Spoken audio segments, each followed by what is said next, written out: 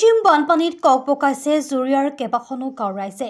বাৰিষাৰ দিনত পথৰ ওপৰত একাঠলৈকে পানী জমা হৈ কৃত্ৰিম বানপানীৰ সৃষ্টি কৰিছে। জুৰিয়াৰ খৰঙি গাঁও তেলিয়া বেবেজীয়া পথৰ প্ৰায় 500 মিটাৰ আৰু তেলিয়া বেবেজীয়া পথাৰ দগাঁও পথৰ প্ৰায় 1 কিলোমিটাৰ পথ সম্পূৰ্ণ পানীৰ তলত। বছৰৰ প্ৰায় 6 মাহ পানীৰ তলত থাকে এই দুটা ব্যস্ত পথ। ফিচাৰী আৰু পথ একাকাৰ হৈ একাঠৰ ওপৰত পানী জমা থাকে পথত। এতিয়া আদৰ্শ বিদ্যালয়, পাৱাৰ হাউচ তথা মৰাপাট নিগমৰ কাৰ্যালয় এই পথটিতে আছে। ফলত বিদ্যালয় ছাত্ৰ-ছাত্ৰীৰ লগতে সৰ্বসাধাৰণ ৰাইজে যাতায়াতৰ ক্ষেত্ৰত বিশেষ অসুবিধাত ভোগ কৰিব লগা হয়।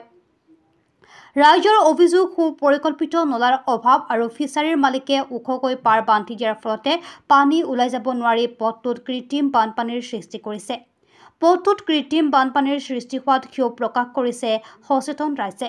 আনফালে চৰকাৰক উক্ত পথটোৰ কৃত্ৰিম বানৰ সমস্যা সমাধান কৰাৰ দাবী জনাইছে স্থানীয় ৰাইজে। News desk report, any express 30।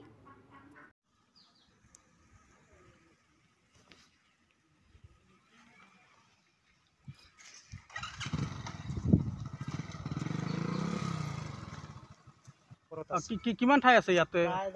আধা কিলোমিটাৰ হৈ যাব। আধা কিলোমিটাৰ ওপৰতে হ'ব, কম নহ'ব। আপুনি ক'ত গৈছিলে? মই এতিয়া আহি আছোঁ, মই বেলেগ দগাঁও ফালে যাম। দগাঁওৰ ফালে যাব? এইফালে আহি পেলাই ফাঁচি গৈছোঁ। তাত পানী এনেকুৱা। কিহৰ কাৰণে হৈছে বুলি ক'ব আপুনি? কিহৰ কাৰণে হৈছে এইটো ক'বলৈ গ'লে বহুত লম্বা চোৰা। এইফালে ফিচাৰী চুঙিবিলাক বন্ধ কৰি থৈ দিছে, যাবলৈ ৰাস্তা নিদিয়ে। মানে পানীৰ যিটো নল আছে, নলসমূহ নালাটো বন্ধ কৰি দিছে।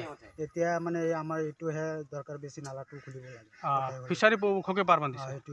চৰকাৰক কি আহ্বান জনাব? চৰকাৰৰ আমাৰ আহ্বান এইটোৱে, নালাটো ক্লিয়াৰ কৰি দিব লাগে। নালাটো ক্লিয়াৰ কৰি পানীখিনি ওলাই যাব। এইটোৱে মোৰ মানে চৰকাৰৰ ওচৰত অনুৰোধ। কিমান দিন ধৰি চাৰিওফালে ফিচাৰী দিছে, ফিচাৰী দি পেলাই বাথৰুম বান্ধিছে, ৰাস্তা ঘাটে পানী লাগি আছে আজি 2 মাহ ধৰি। 2 মাহ ধৰি মানুহ বিৰাট অসুবিধা হৈছে। এনেকেই যাব লাগে, এনেকেই যাব লাগে। পানী চাইকেল তল হৈ যায়, গাড়ী টমটম তল হৈ যায়।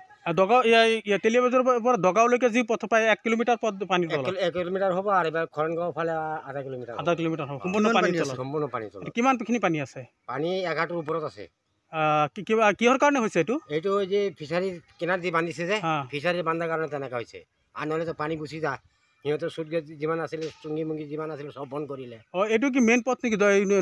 মেইন হয়, এইটো মেইন PW ৰোড। এইটো কি জনাব চৰকাৰক? চৰকাৰক কি জনাব যিহেতু এনেকুৱা অৱস্থা হৈছে আপোনালোকৰ? চৰকাৰেতো এই যে ৰাস্তা দিছে একবাৰ বনাবলৈ, যে এনেকুৱা বনাই থৈ গৈছে, ওখ কৰি বনা নাই।